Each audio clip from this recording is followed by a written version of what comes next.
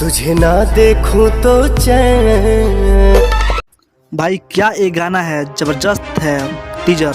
जी हाँ दोस्तों, एक गाना का टीजर तुझे ना देखो तो चैन आता नहीं टीजर आ गया है। जी हाँ दोस्तों, बहुत ही ज़बरदस्त है।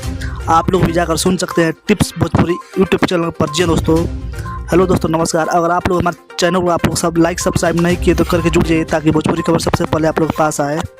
दोस्तों हम बात करेंगे पवन सिंह का एक हिंदी का गाना है। पवन सिंह उस गाना को भोजपुरी में गाए हैं, जिस गाना का नाम है तुझे ना देखो चैन आता नहीं।